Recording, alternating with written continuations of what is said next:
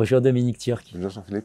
Dominique Turc, vous êtes ancien diplômé d'HEC, docteur de l'EHESS, vous êtes ancien président de l'AFPLAN, l'Association française des planificateurs d'entreprise. Ça nous renvoie à des temps qui nous paraissent anciens.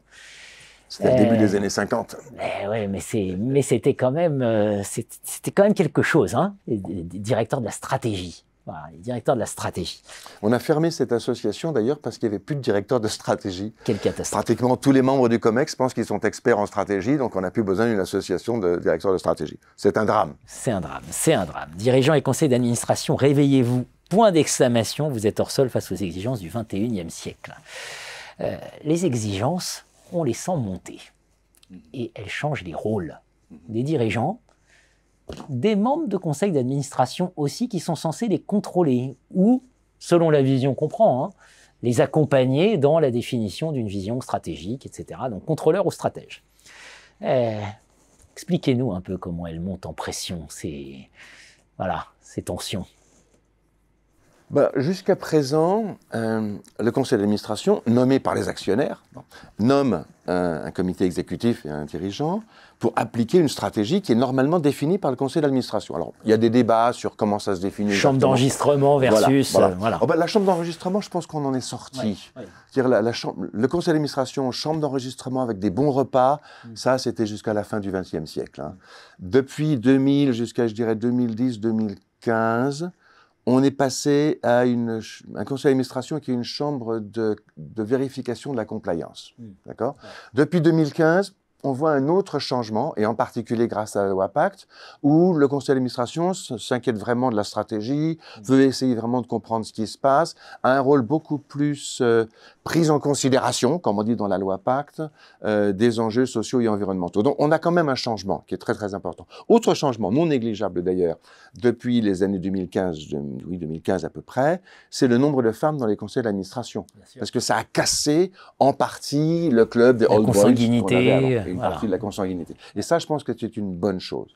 Cela étant, le conseil d'administration représente encore les actionnaires. Bon. Et puis, il a quelque part un devoir fiduciaire. Puisqu'il est nommé par les actionnaires, il faut qu'il rapporte aux actionnaires. Donc, on est à côté d'une prise en compte réelle de l'effondrement environnemental. Et donc, il y a des pressions qui vont s'exercer sur le conseil d'administration, sur l'entreprise, évidemment, et sur les actionnaires. Alors, ces pressions, elles viennent notamment des ONG. Alors, il ne faut pas oublier que les ONG aujourd'hui, c'est pas les gentils protecteurs des baleines d'il y a 25 ans. Hein.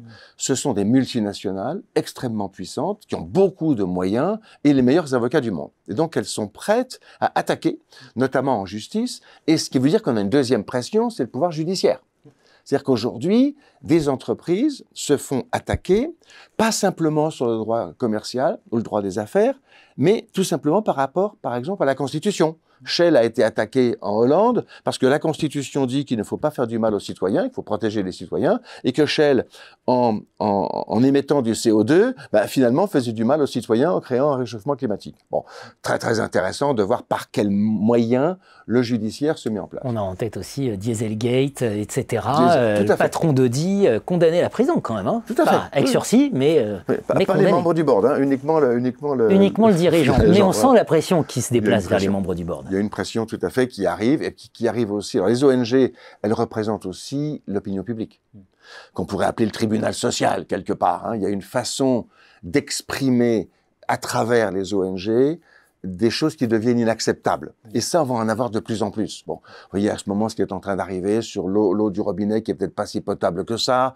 les embouteilleurs en plastique qui commencent à devoir s'occuper un petit peu plus du plastique qu'ils mettent dans la nature, etc., etc. Donc on a des vraies questions aujourd'hui de pression sur l'entreprise, évidemment sur les actionnaires. Et ce qui est très intéressant, c'est qu'il y a une force qu'il faut pas négliger, c'est celle des investisseurs.